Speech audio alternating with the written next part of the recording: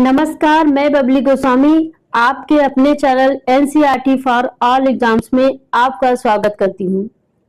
हमारा जो NCERT series 6 to 12 SST chapter wise चल रहा है, उसका क्लास 7 का चैप्टर नंबर 4 है आज का वीडियो।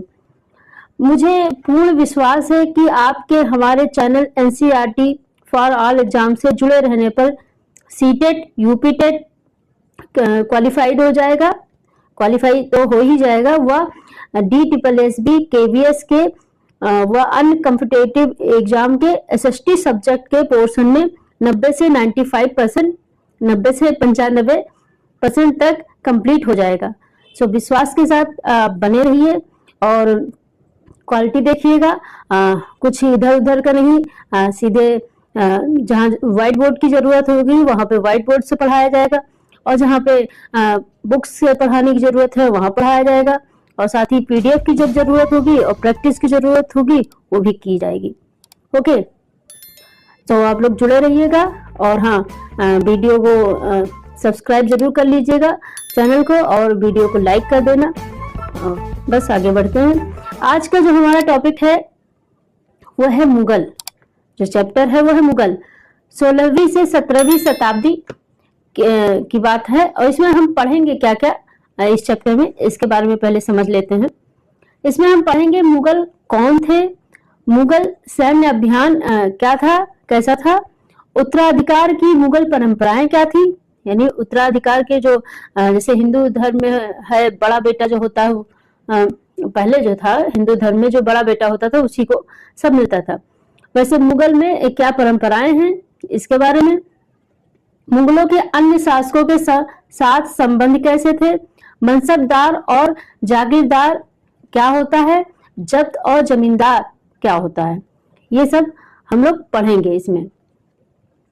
ओके, सो शुरू करते हैं। इसके बारे में पढ़ने से पहले यहाँ देखते हैं कि मध्यकाल में किसी भी शासक के लिए भारतीय उपमहाद्वीप जैसे बड़े क्षेत्र पर जहाँ लोगों एवं संस्कृतियों में इतनी अधिक विभिन्नताएं थी, शासन कर पाना अत्यंत ही कठिन कार्य था।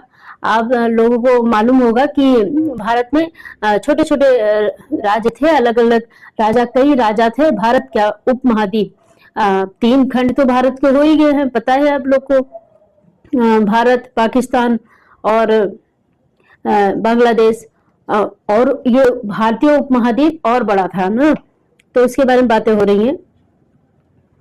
तो ये बताया जा रहा है कि यहाँ पे विविधता भी बहुत है, भाषा भी अलग है और संस्कृतियां भी अलग है। तो इसमें किसी एक शासक के हाथ में पूरा उपमहाद्वीप देना या संभाले रहना बड़ी बात थी, कठिन काम था। तो ये बताया जा रहा है। अपने पूर्ववर्तियों के विपरीत मुगलों ने एक साम्राज्य की स्थापना की और वह कार्य पूरा किया, लेकिन मुगलों ने ऐसा करके दिखाया। कहाँ कहाँ फैला था ये आप आगे पढ़ेंगे। जो अब तक केवल छोटी अवधियों के लिए संभव जान पड़ता था, लगता था कुछ दिन के लिए चलाएंगे फिर बाद में इनसे हो नहीं पाएगा, लंबा साम्राज्य नहीं चला पाएंगे। साम्राज्य जो कई राज्यों से मिलकर होता है उसको साम्राज्य बोलते हैं। ये नोट कर लीजिए। 16वीं सदी के उत्तरार्ध से इन्होंने दिल्ली और आगरा से अपने राज्य का विस्तार शुरू किया और 17वीं शताब्दी से लगभग संपूर्ण महाद्वीप पर अधिकार कर लिया।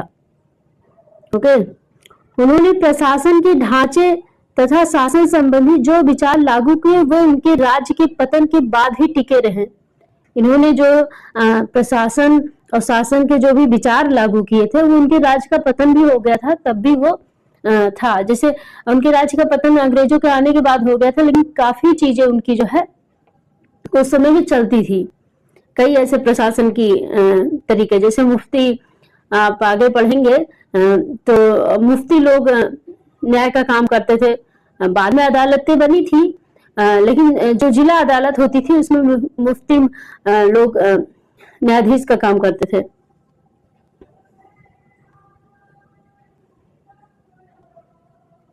ओके, और आगे हैं ये सारी बातें। वे उनके राज्य के पतन के बाद भी टिके रहते थे और साथ ही राजनीतिक धरोहर ऐसी राजनीतिक धरोहर जिसके प्रभाव से उपमहाद्वीप में उनके पश्चात आने वाले शासक अपने को अछूता न रख सके। इन्होंने कई ऐसे धरोहर मतलब इमारत बनवा दी, जैसे लाल किला है, ताजमहल है और कई चीजें हैं। तो इसकी वजह से आज भी उनको न चाहते हुए भी याद करना पड़ जाता है। आज के प्रधानमंत्री स्वतंत्रता दिवस पर मुगल शासकों के निवास स्थान दिल्ली के लाल किले की प्राचीर से राष्ट्र को संबोधित करते हैं। राष्ट्र जब प्रधानमंत्री झंडा फहराते हैं उस समय वो लाल किले से फहराते हैं, और वो लाल किला किसने बनवाया था? मुगलों ने।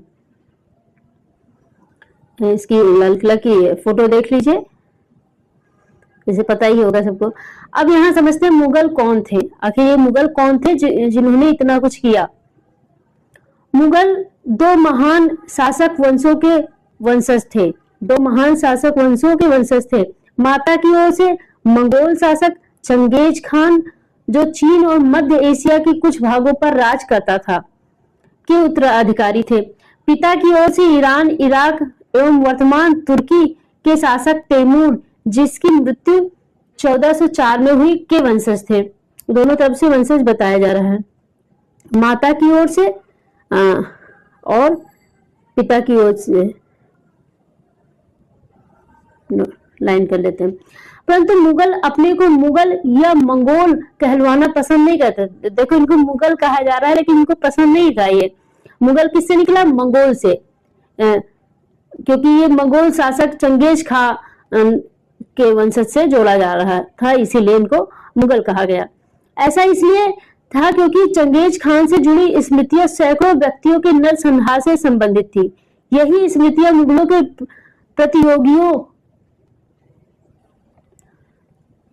प्रतियोगियों में उजबेगों से संबंधित थी। दूसरी तरफ मुगल तैमूर के वंशज होने पर गर्व का अनुभव करते थे।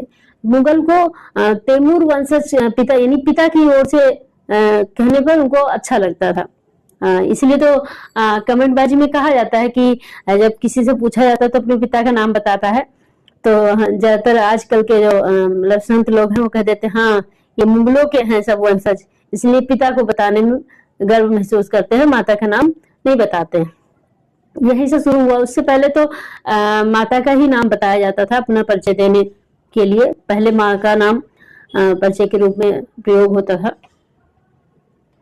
ये तो थोड़ी अलग बात हुई। ज्यादा इसलिए क्योंकि उनके इस महान पूर्वज ने अच्छा क्यों पिता से था? पूर्वज ने 1398 में दिल्ली पर कब्जा कर लिया था। उनका ये था, उनके जो पूर्वज जो थे तैमूर से जो मानते थे, ये 1398 में दिल्ली पर कब्जा कर लिए थे, इसलिए इनसे संबंधित ये अपने आप को मनवाना चाहते थे। उन्होंने अपनी वंशावली का प्रदर्शन चित्र बनवा कर किया। प्रत्येक मुगल शासक ने तैमूर के साथ अपना चित्र बनवाया। प्रत्येक जो भी मुगल शासक थे वो तैमूर के साथ अपना चित्र बनवाए। ये लाइन याद रखिएगा। वंशावली का प्रदर्शन चित्र बनवा कर किया था। क्वेश्चन ऐसे हो सकता है वंशावली का प्रदर्शन कैसे किया गया? तो चित्र बनवा कर किया गया। प्रत्येक मुगल शासक ने तैमूर के साथ अपना चित्र बनवाया।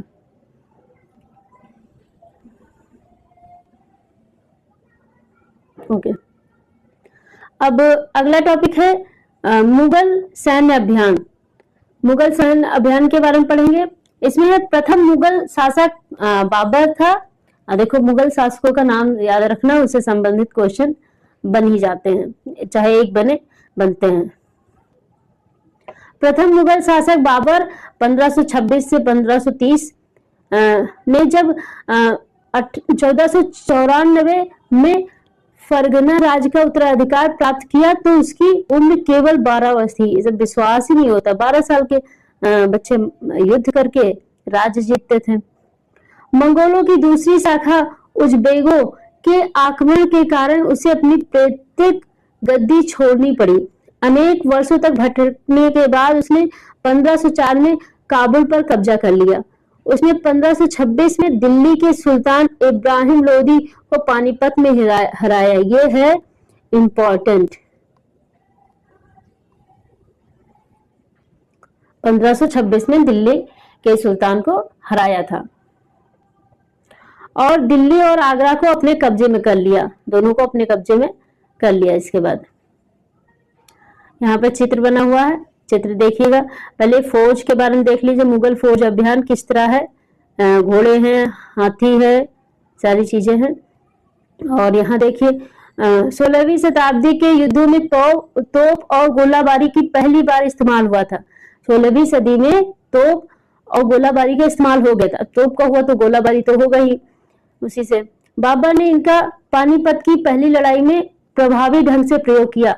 अच्छा, ऐसे क्वेश्चन बनते हैं कि तोप का प्रयोग या बमबारी का प्रयोग सबसे पहले किस युद्ध में हुआ था या किसने किया था, तो यही होगा 16वीं शताब्दी में। और किस लड़ाई में, पानीपत की पहली लड़ाई में, यानी 1526 में हुआ था और इसका प्रयोग बाबर ने सबसे पहले किया था। ओके, आगे बढ़ते हैं। ये देख लीजिए, अभी मैप है। श्रीनगर, कश्मीर, काबुल, कंधार, ये सारी जगहें हैं। अकबर का शासन 605, यहाँ पे इनका शासन फैला हुआ था। देखो कितने दूर में भर में फैला हुआ था ये सब।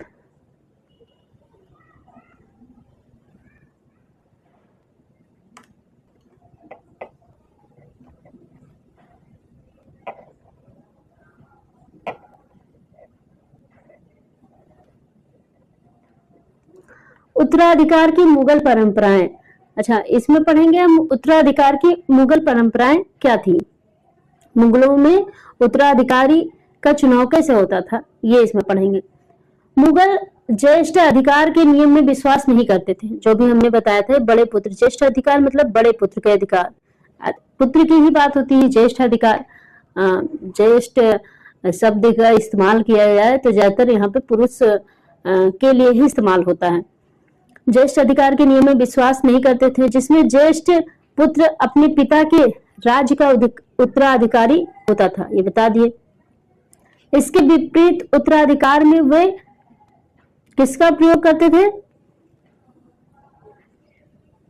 शहदयाद की मुगल और तैमूर वंशों की प्रथा को अपनाते थे।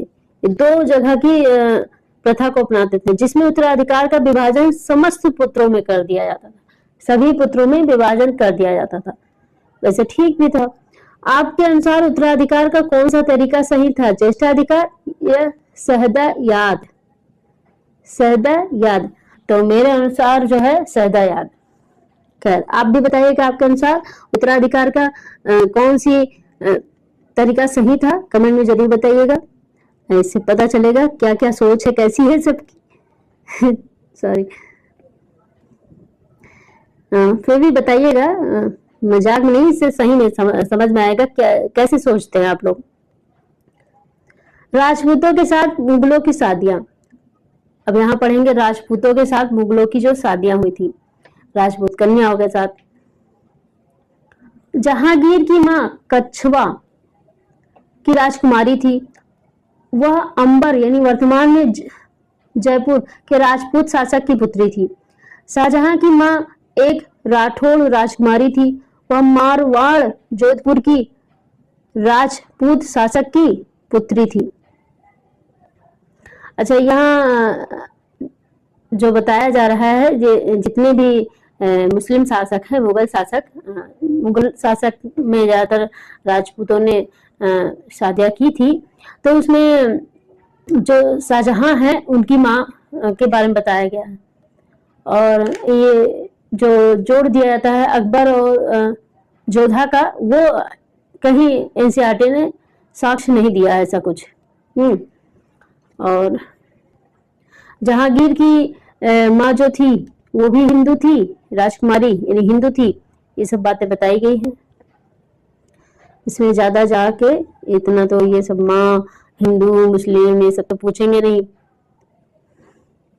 मुगलों के अन्य शासकों के साथ संबंध कैसे थे? मुगलों ने उन शासकों के विरुद्ध लगातार अभियान किए जिन्होंने उनकी सत्ता को स्वीकार करने से इनकार कर दिया। जब मुगल शक्तिशाली हो गए तो अन्य कई शासकों ने स्वेच्छा से उनकी सत्ता स्वीकार कर ली। राजपूत इसका एक अच्छा उदाहरण है। राजपूत जो है इसका एक अच्छा उदाहरण है। अनेकों ने मुगल घरानों में अपनी पुत्रियों की विवाह करके उच्च पद प्राप्त किए, परंतु कईयों ने विरोध भी किया। सबने सत्ता के लिए, पद के लिए वो काम नहीं किया जो उनको नहीं पसंद। मेवाड़ के सिसोदिया राजपूत लंबे समय तक मुगलों की सत्ता को स्वीकार करने से इनकार करते रहे। ये याद रखिएगा, मेवाड़ के सिसोदिया राजपूत लंबे समय तक मुगलों की सत्ता को स्वीकार करने से इनकार करते रहे, परंतु मनसबदार और जागीरदार सम्मानित व्यवहार किया। इसमें हम समझेंगे मनसबदार और जागीरदार जागीरे यानी वतन, जागीरे जैसे जैसे साम्राज्य में विभिन्न क्षेत्र सम्मिलित होते गए, वतन जागीर के रूप में वापस तरह के सामाजिक पराजित करते हुए अपमानित न करने के बीच करना सावधानी से बनाए गए संतुलन में जाकर सरदार तुर्की अनेक शासकों और सरदारों पर अपना प्रभाव बढ़ा, लेकिन अब इस छोटे समूह के साथ हमेशा बरकरार रखना शासक वर्ग में ईरानियों, भारतीय मुसलमानों, अफगानों, बताया गया है कि सिसोदिया राजपूत को जब की सेवा में आने वाले नौकरशाह मनसबदार कहलाए। छीना नहीं गया, समझ गए? मनसबदार किसे कहते हैं? तो मुगलों की सेवा में आने वाले नौकरशाह और सम्मान नौकरशाह आईएएस वालों को ही कह दिया गया होगा, कर बड़े पद पर कर देना, बड़े पद और मिलते ही ए ग्रेड की नौकरी, ये सब किया गया था। वो ये इनको भी मतलब बोलते हैं, एक योजना थी कि अगर करेंगे तो भड़केगी जनता, और जो राजा महाराजा भी सब एक हो जाएंगे। मनसबदार शब्द का प्रयोग ऐसे व्यक्तियों के लोग होता था जिन्हें शासन कर पाए, मनसब यानी कोई सरकारी जो कि इसमें बताया गया मिलता था। यह भारत के अनेक शासकों सरदारों पर अपना प्रभाव बढ़ा पाए। क्यों? क्योंकि उन्होंने बड़े द्वारा चलाई गई श्रेणी व्यवस्था थी। परंतु ये संतुलन हमेशा बरकरार रखना कठिन था, व्यवस्था तो करेगा। अब थिएटर में ही चाहिए, अच्छे मल्टीप्लेक्स में चाहिए तो उसमें भी श्रेणी का है, अलग अलग कैटेगरी का है। या आगे बैठेंगे तो टिकट का पैसा ऐसे, पीछे बैठेंगे तो ये, यहाँ ही तक नहीं है, और पीछे बैठेंगे और अच्छी कुर्सियां होंगी जो काफी हाईटेक टाइप का होता है चेयर, और उस पर बैठेंगे तो इतना, साथ में नाश्ता पानी लेंगे तो इतना। ये सारे कैटेगरी सब में रखी गई है। तो ऐसे इन्होंने जो है इसमें भी श्रेणी व्यवस्था कर दी, जिसके जरिए एक पद, दूसरा वेतन, तीसरा सैन्य उत्तरदायित्व निर्धारित किए जाते थे। पद, वेतन और सैन्य उत्तरदायित्व निर्धारित किए जाते थे। पद और वेतन का निर्धारण जात की संख्या पर निर्भर था। याद रखिएगा, पद और वेतन का निर्धारण ये वैसे ये भी याद रखना है, पद, वेतन और सैन्य उत्तराधिकार निर्धारित किए जाते थे। पद और वेतन का निर्धारण जात की संख्या पर निर्भर था। जात की संख्या जितनी अधिक होती थी, दरबार में अभिजात की प्रतिष्ठा उतनी ही बढ़ जाती थी।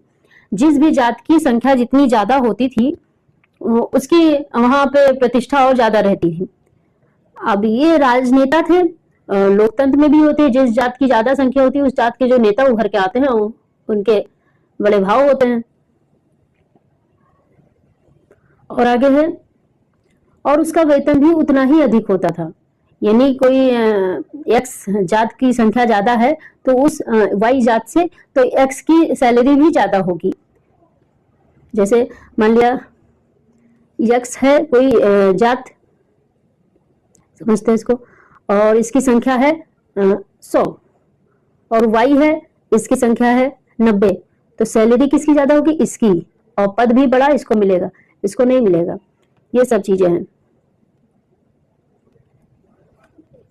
जो सैन्य उत्तरदायित्व मनसबदारों को सौंपे जाते थे उन्हीं के अनुसार उन्हें घुड़सवार रखने पड़ते थे। सबके अलग अलग सैन्य उत्तरदायित्व थे, काम थे, उसी हिसाब से उनको घुड़सवार रखने पड़ते थे। जात की श्रेणियां पढ़ लेते हैं। जात की श्रेणियां 5000 जात वाले अभिजातों का 1000 जात वाले अभिजात, देखो इन्होंने समझा दिया, कुछ ऐसे ही था जैसे हमने एक्स वाई से समझाया, से इसमें बताया गया 5000 जात वाले अभिजातों का 1000 जात वाले अभिजातों से ऊंचा होता था। वही बात जैसे 100 का मैंने उदाहरण लेकर समझाया। अकबर के शासन काल में 29 ऐसे मनसबदार थे जो 5000 जात की पदवी के थे। औरंगजेब के शासन काल तक ऐसे मनसबदारों की संख्या 79 हो गई। क्या इसका अर्थ यह हुआ कि राज्य का खर्चा बढ़ गया? ये क्वेश्चन कर रहा है एक, कि क्या इसका अर्थ हुआ कि राज्य का खर्चा बढ़ गया। आगे बढ़ते हैं।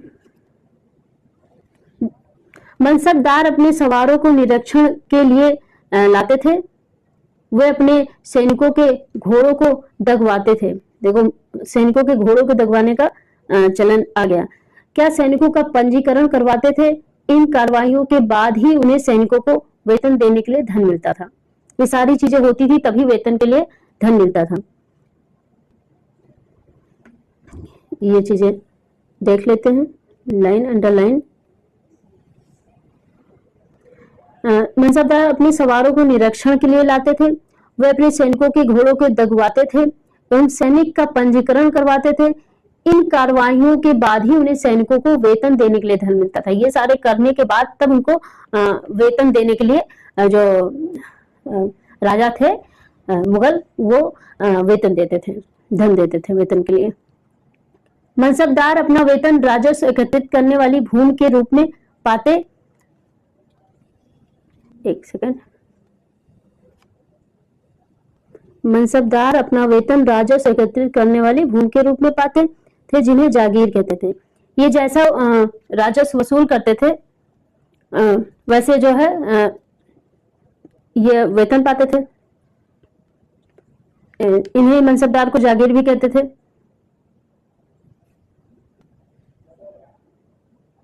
जो तकरीबन इक्ताओं के समान थी, परंतु मनसबदार मुक्तियों से भिन्न अपने जागीरों पर नहीं रहते थे और न ही उन पर प्रशासन करते थे। यानी उनको मुफ्तियों पर प्रशासन करने का अधिकार नहीं मिला था। उनके पास अपनी जागीरों से केवल राजस्व एकत्रित करने का अधिकार था। सिर्फ राजस्व यानी कर एकत्रित करते थे। यह राजस्व उनके नौकर उनके लिए एकत्रित करते थे, जबकि वे स्वयं देश के किसी अन्य भाग में सेवारत रहते थे।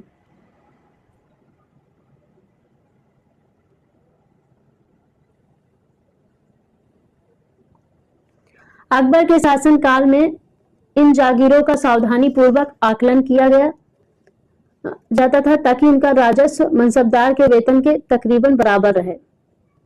अकबर के शासनकाल में जागीरों का जो है सावधानी पूर्वक आकलन किया जाता था और उनका राजस्व मनसबदार के वेतन के तकरीबन बराबर रहे, ये देखा जाता था।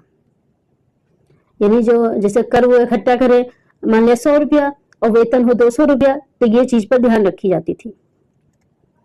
औरंगजेब के शासनकाल तक पहुंचते पहुंचते स्थिति बदल गई।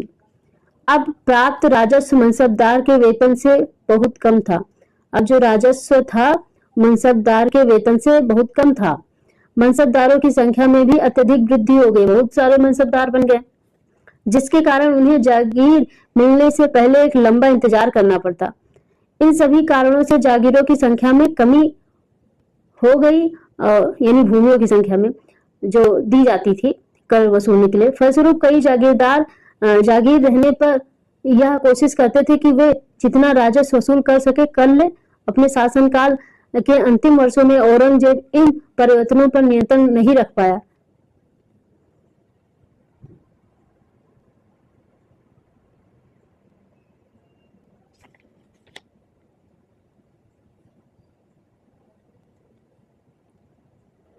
एक सेकंड।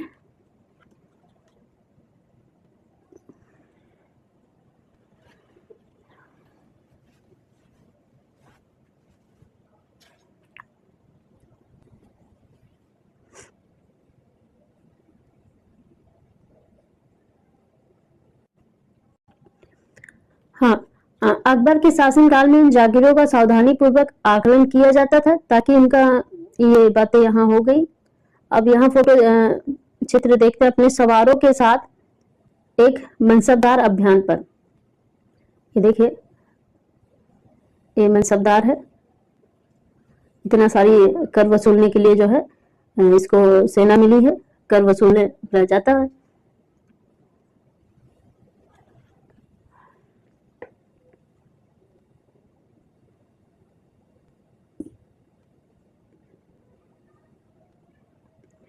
अच्छा, इसके बारे में पढ़ लेते हैं।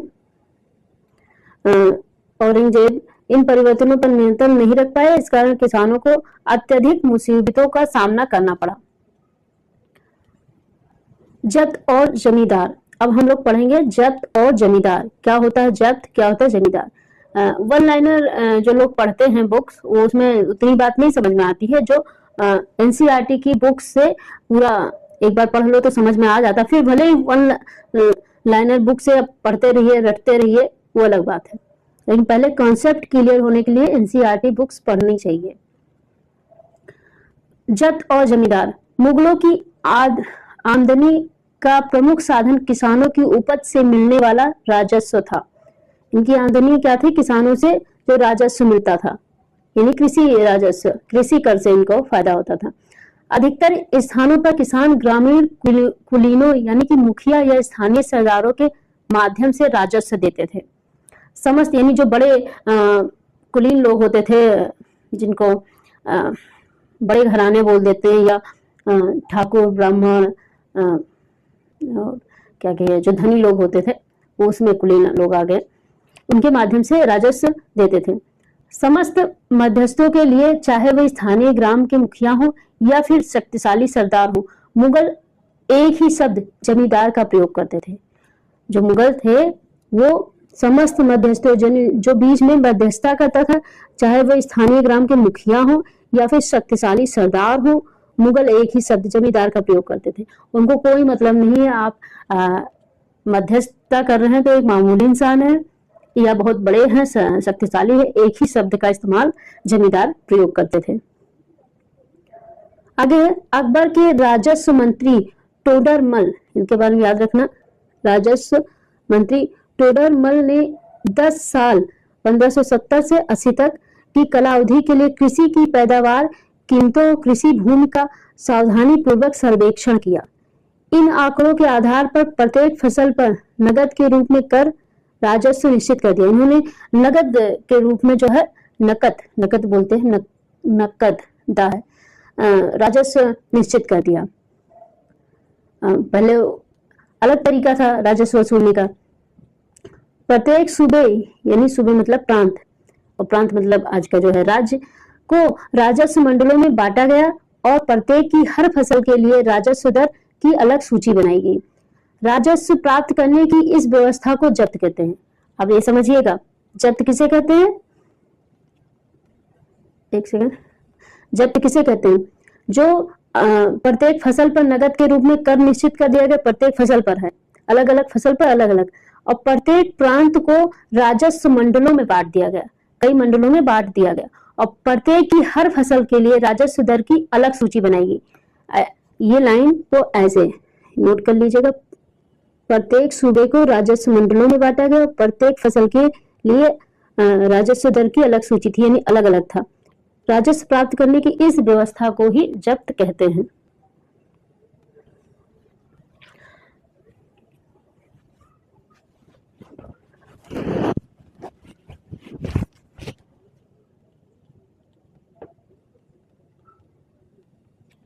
जब्त कहा जाता था। यह व्यवस्था उन स्थानों पर प्रचलित थी जहां पर मुगल प्रशासनिक अधिकारी भूमि का निरीक्षण कर सकते थे और सावधानी पूर्वक उनका हिसाब रख सकते थे। ऐसा निरीक्षण गुजरात और बंगाल जैसे प्रांतों में संभव नहीं हो पाया। देखिए ये लोग बच गए, यहाँ नहीं हो पाया। कुछ क्षेत्रों में जमींदार इतने शक्तिशाली थे कि मुगल प्रशासकों द्वारा शोषण किए जाने की स्थिति में वो विद्रोह कर देते थे। बहुत बड़ी बात। कभी कभी एक ही जात के जमींदार और किसान मुगल सत्ता के खिलाफ मिलकर विद्रोह कर देते थे। जब अन्याय ज्यादा होता है तो विद्रोह तो हो ही जाता है, हिम्मत खुली जाती है।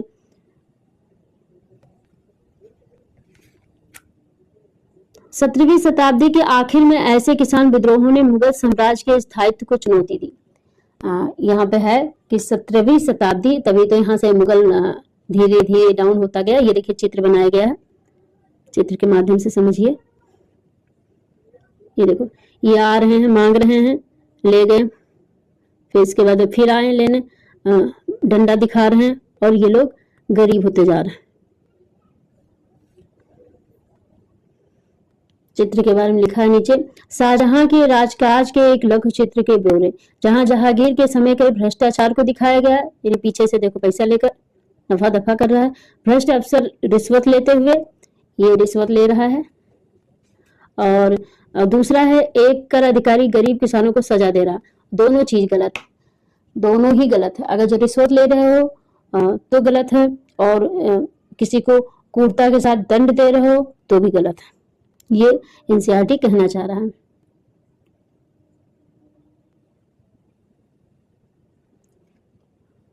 यह व्यवस्था यानी जब्त व्यवस्था, यह व्यवस्था उन स्थानों पर प्रचलित थी जहां उनके अधिकारी लोग निरीक्षण कर लेते थे, ये बताया गया है।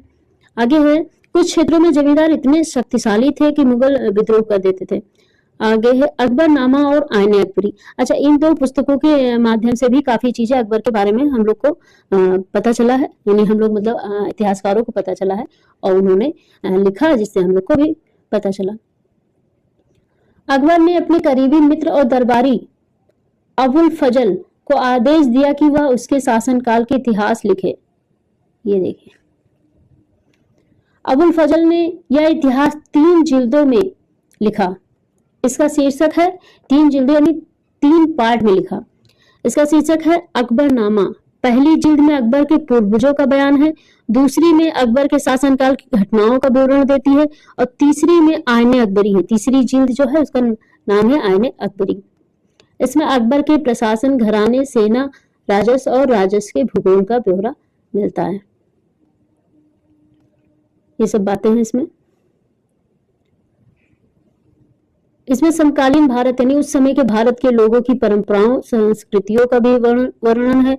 आईने अकबरी का सबसे रोचक आयाम है विविध प्रकार की चीजों, फसलों, पैदावार, कीमतों, मजदूरी और राजस्व की का सांख्यिकीय विवरण। यह है चित्र में है अबुल फजल ने अकबरनामा लेते हुए अकबर, इसे अकबरनामा ले रहे हैं।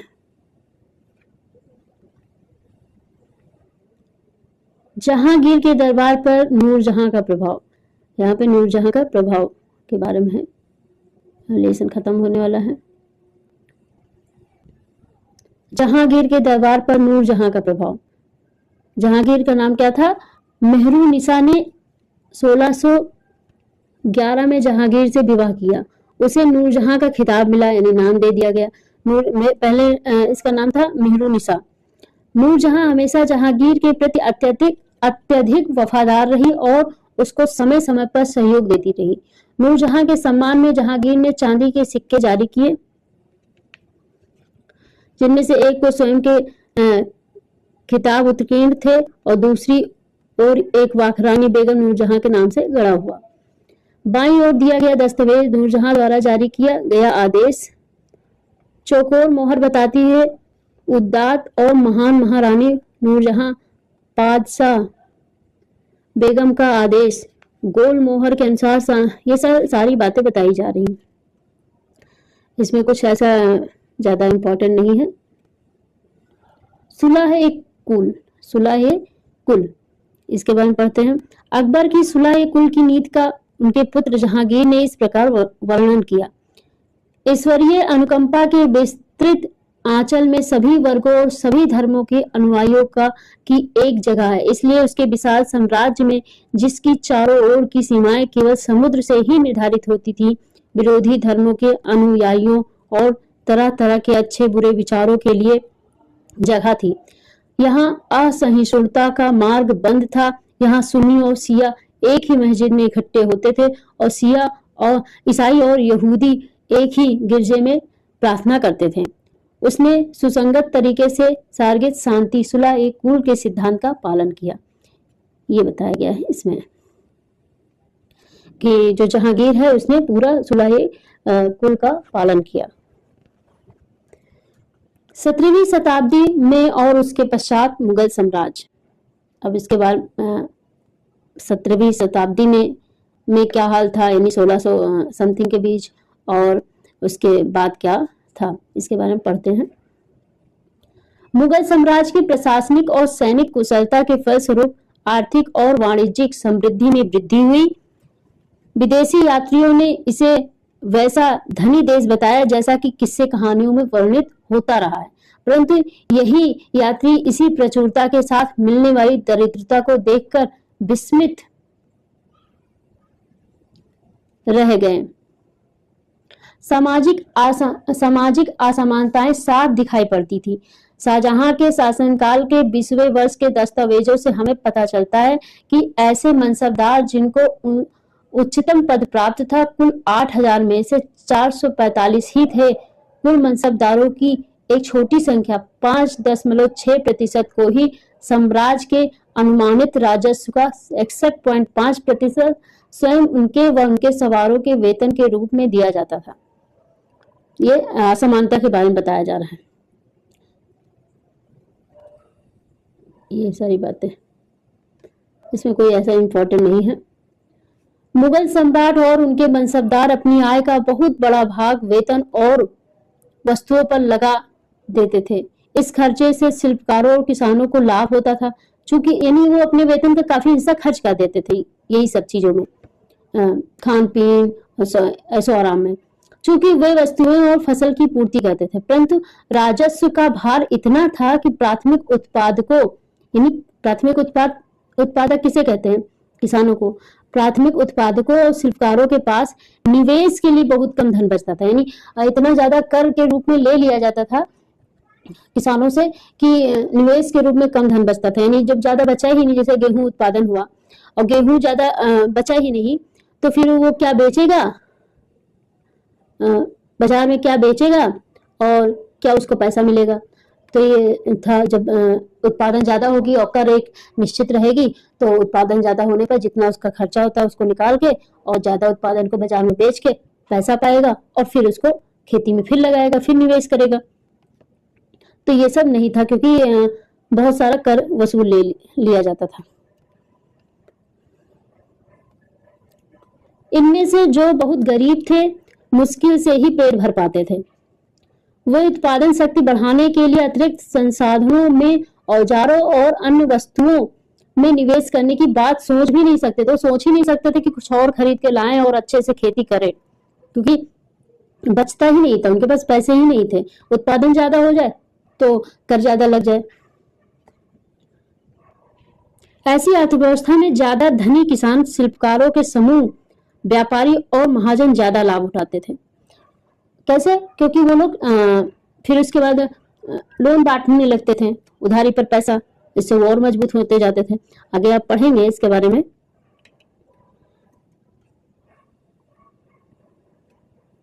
मुगलों के कुलीन वर्ग के हाथों में बहुत धन और संसाधन थे, जिनके कारण 17वीं सदी के अंतिम वर्षों में वे अत्यधिक शक्तिशाली हो गए।